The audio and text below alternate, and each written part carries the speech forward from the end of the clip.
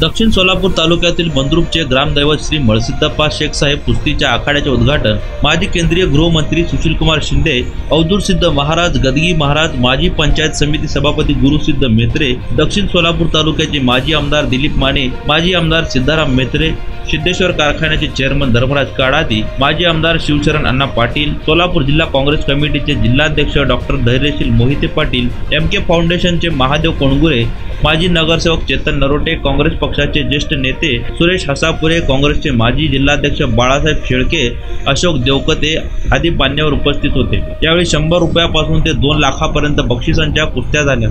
राधा ज्वेलर्सचे मालक सतीश वेर्णेकर यांच्याकडून चांदीचे 2 कडे, सलग 3 वर्षे कुस्ती विजेत्या पैलवानास एक हिरो मोटारसायकल भेट देण्यात येणार असून त्याचबरोबर सलग 3 वर्षे विजेता पैलवानास चांदीचा गदा राधा ज्वेलर्सचे मालक सतीश वेर्णेकर यांच्याकडून देण्यात येणार आहे। शेवटची कुस्ती पैलवान हर्षवर्धन सदगी, पैलवान माऊली कोकाटे यांच्यात झाली। दोन्ही नामवंत मल्लांनी आपले कौशल्य दाखवून दिले। दोन्ही मल्लांना मान्यवरांच्या हस्ते विभागून रोख बक्षीस व चांदीचे कडे भेट म्हणून देण्यात आले।